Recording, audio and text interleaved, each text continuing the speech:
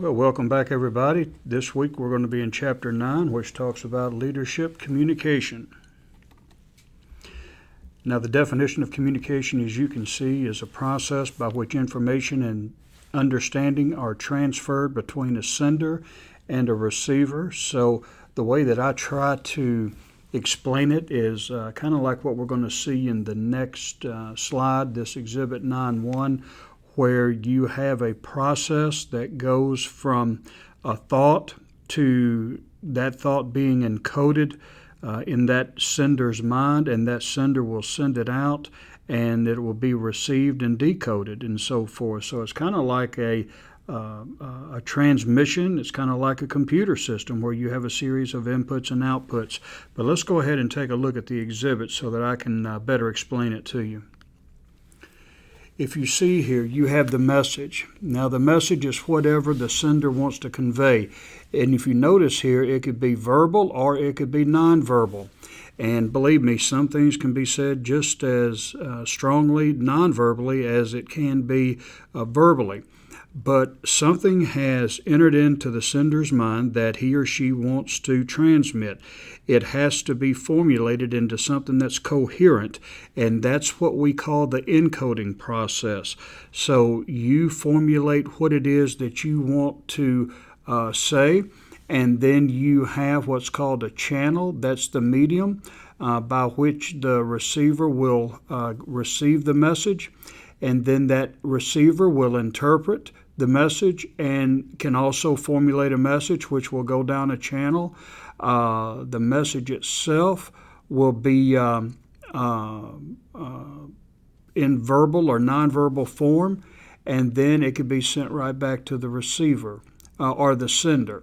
So you have the message that goes to the receiver. The receiver will receive it and formulate a message which the receiver will send. That sender, again, will formulate a message, interpret the message, and it can go back and forth and back and forth. Now, I want you to notice something here that's important. Here, you have what we call noise. That's the potential for error or misunderstanding. How many times have you tried to communicate something, but it was misunderstood or misinterpreted?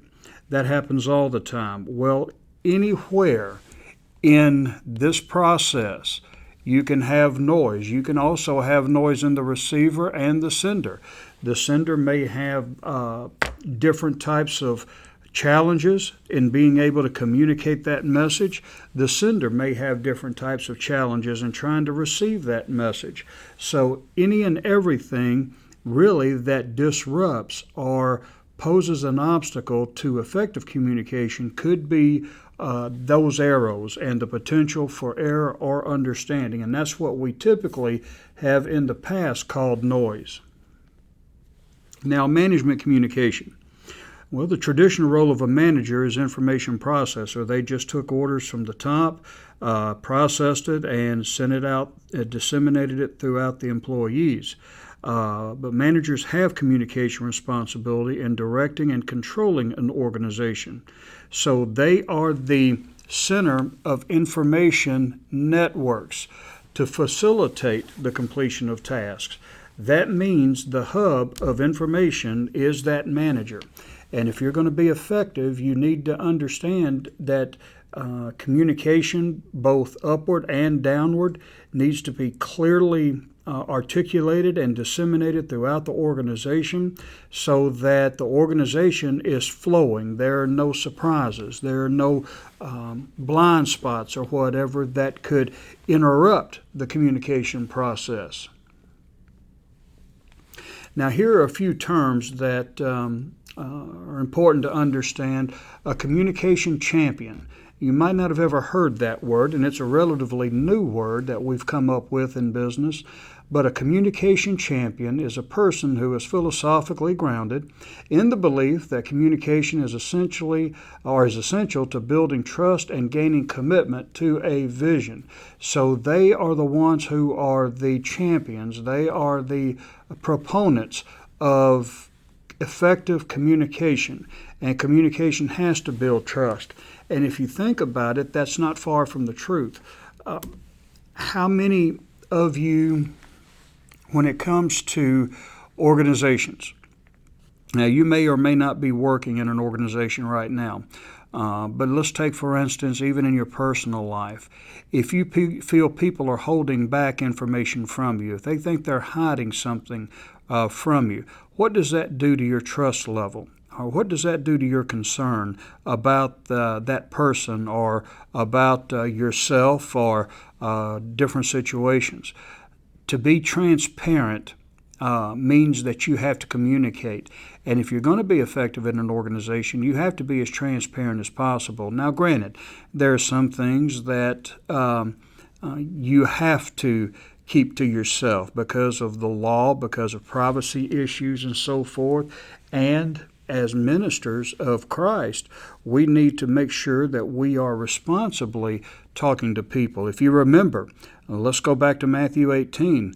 The Lord said, if you have a problem with a brother, you go to that brother in private.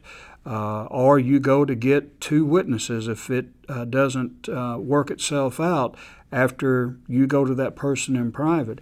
You want to keep the flow of information going, but you want to keep it at the lowest level possible, especially when there are negative things that are going on that could hurt the organization if it got out. You're not being evasive, you're not being dishonest or deceptive. You are just trying to make sure that communication is managed. But the more transparent you can be, the better off that organization is going to be, the more trust you're going to have, and the more you're going to be able to get things done. Now, embeddedness. That's when people throughout the organization are united around a common purpose, based on a deep understanding and acceptance of the vision and strategy. So once that vision and strategy is embedded, it's ingrained in those employees' minds, it's going to have an effect on their behavior. They will understand what they're all about. A lot of times, just to be able to communicate what you're all about, your vision, your mission, the values, which every employee should know anyway, but to reemphasize that or reiterate that from time to time. There are some companies that are so serious about their vision statement and mission statement that they have them wear it around their neck at work, so that they can constantly have a reminder of this is who we are and what we value. And the more you are exposed to that, the more it's going to be embedded, and you'll have a deeper understanding of that organization. Sense giving. That's the process of influencing how others make sense of the organization, where they fit within it, and the larger purpose of their work. Some of the classes that I teach are graduate classes, and these people are already in the workplace. They're already professionals, and many of them have communicated that they have a low morale because they don't know where they fit in the organization. They don't know what purpose they serve. All they know is that they go in, they clock in, or they report to work. They have their responsibilities for that day, and at the end of the day, they go home. They're none the wiser for knowing how their contributions have affected that organization, or how other people might have affected their ability to do their job. So there's really no sense of purpose, no sense of understanding. They just see it as a job that they go go through the motions of whatever duties and responsibilities they have.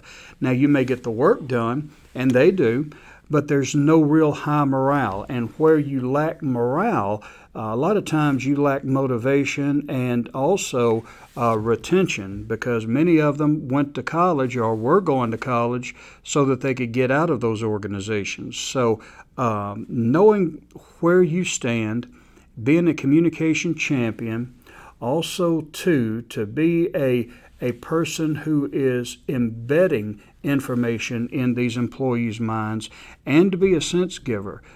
These things are all important if we're going to be effective managers.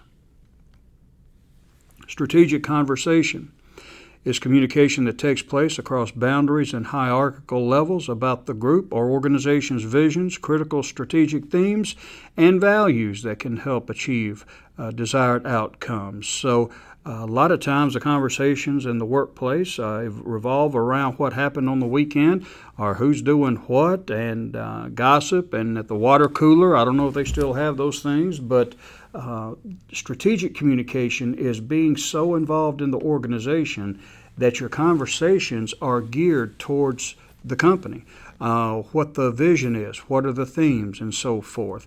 And when you're together in groups, or when you are in a collection of individuals, in a team, a group, or what have you, those conversations should be taking place. How can we leverage what we have here to get a competitive advantage over our rivals, and so forth? So those are all types of realities and reasons why we should engage in strategic conversation. Now, how do you lead a strategic conversation? Well, as you see here in the slide, you ask questions and actively listen to others. Come to know their attitudes and values, their needs, their goals and desires. This is going back to what we've talked about already with emotional intelligence. Emotional intelligence is that ability to be able to connect with people much more deeper than just seeing them as an employee. You're able to sense their concerns, or when they have concerns and so forth, and address them. So that level of understanding, and you won't get to know them unless you're asking questions and listening to them. Set the agenda for the conversation. Underscore the themes that are the key strategic concerns that are linked to organizational success. And set the right communication channels and facilitate dialogue. And a lot of times when you get together in groups, it's all about one person saying everything. Sometimes it's up to us just to facilitate a conversation. Let them talk. Let them be vocal. Most of them already know where you're coming from because you're in leadership and you know you have the company's best interests at heart. But it's good to let them vent, to let them talk for good or for bad, and to understand where they're coming from. So sometimes all we need to be is just a facilitator. Now, open communication is another, fundamental when it comes to management and leadership. It's leaders sharing all types of information throughout the company and across all levels. Now, in theory, to be honest with you, this is crucial. I mean, it is vital. But companies still are reluctant to have an open line of communications throughout the organization. There still exists a level of mistrust among managers and employees. And the reason being is that many of them really don't want to say too much about anything because of the fear of maybe saying something wrong and being retaliated against, or being sued if they say the wrong thing. A lot of them are fearful of their jobs if they talk about different things and so forth, and many don't want to talk at all because they don't want you to know what they know. A lot of times they feel like information is the key to power, and it is in many cases. But leaders should share information throughout the company and across all levels, and that's it's a necessity. But also, too, it is a reality that that's not always done. As a leader, you work in the company's best interest. Let's say, for instance, you're maybe facing a layoff in the next 6 months. Your performance, the organization, let's say, for instance, their productivity has decreased. Demand for whatever you sell or provide, a service that you provide, has decreased. You may have to lay off in about 6 months, but you're not sure. So what do? Do you just let them know from the very beginning, or do you try to hold it back and just wait and see? Because if you say the layoffs, a lot of people at that point are going to be looking for another job. So you have to be careful with that. And a lot of times you're going to have to go with whatever the executive level determines. But being transparent is important, but it is a challenge. I'll just put it that way for some leaders to be able to exercise in a practical way throughout the organization. Now, why open the communication climate? Well, as you see here, you get what you talk about. A vision must have an ample airtime in an organization. A vision must be shared and practiced by leaders at every opportunity. A vision, if you remember, is essential. I mean, when Moses was leading the Hebrews through the wilderness, God went before them, and God told them, or told Moses on Sinai, this is what I have waiting for you. I have a purpose for you. And that's something that the Hebrews could rally around. They were waiting for deliverance. But God not only delivered them, but he said, I'm going to lead you into a land that's flowing with milk and honey.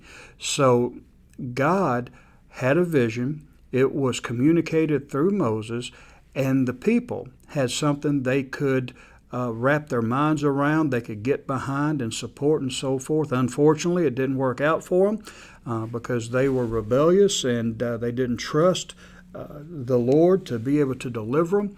But you get what you talk about, communicating the vision, keeping it upbeat, keeping the organization positive. Those are crucial. The climate of an organization is a reflection of the leadership. If you don't embody the vision and values that you want to have the company follow, if you don't do it, if you don't model it, how do you expect them to do it? So a leader who doesn't embody the vision and values doesn't have an organization that does. And I believe I've mentioned this before. I've been a part of several change strategies where the organizations were failing miserably. And when I would go into an organization and troubleshoot the problem, more often than not, the problem was with the leadership. Because when you think about it, the organization is nothing really more than a reflection of the leadership. So just keep that in mind. And then natural law 3, you can't walk faster than one step at a time. A vision is neither understood nor accepted overnight. Communicating the vision must be built into continuous daily interactions so that over the time, followers will internalize it. And that's true.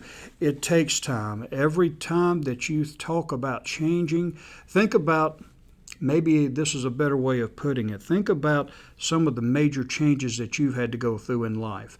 Maybe you just got married. That's a major life change.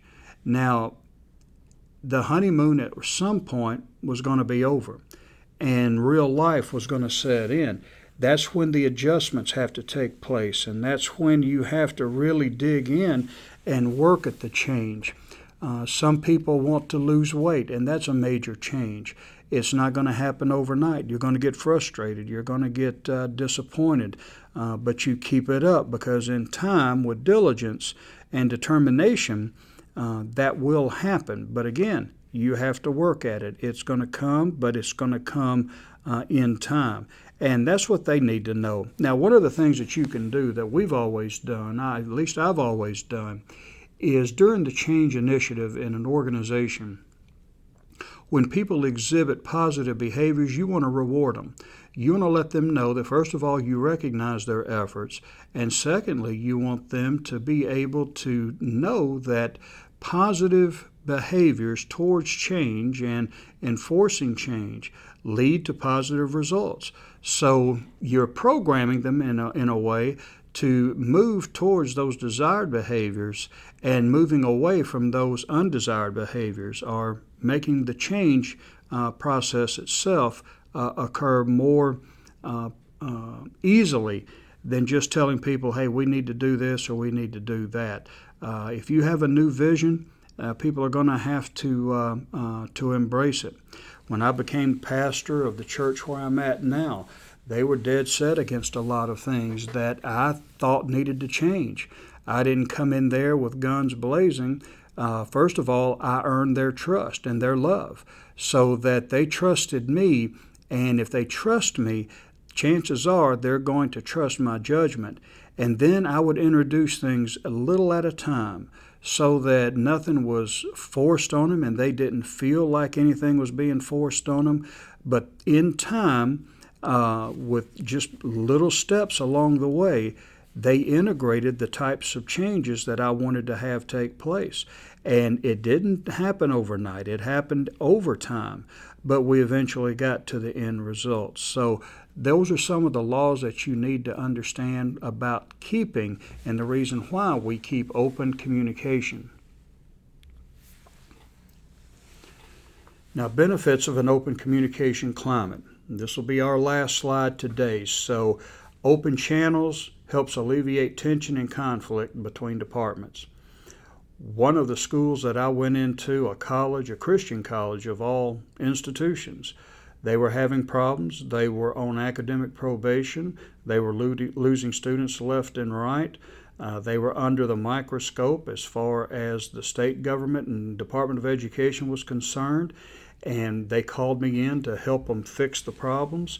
And when I saw what was going on, it didn't take me long to realize that the problem wasn't the curriculum. It wasn't the method of delivery of the curricula. It was the people. They were fighting left and right. Why? Because no one talked to each other. Every department, from finance to admissions to academics, they all felt that they were the most important thing in that organization. And as a result, they became very territorial. They didn't share information. They didn't talk. They just stayed in their own little world. So the right hand didn't know what the left hand was doing. So that led to problems. And really the ultimate end to it all was that they closed down. So open communication, talking between departments, up and down the hierarchy, those are important. And it also builds trust. The more you talk, the more you communicate, the more you know about a person, and that can lead to better trust. It also reaffirms employee commitment to a shared vision. If we're constantly talking to them, reiterating it, doing that embedding, then chances are they're going to be more committed. And it makes a company more competitive. Folks, we have a big challenge in front of us in the 21st century. We have to do more with less. And we're competing on a global scale against people who don't recognize most of the things that we are required to recognize by law.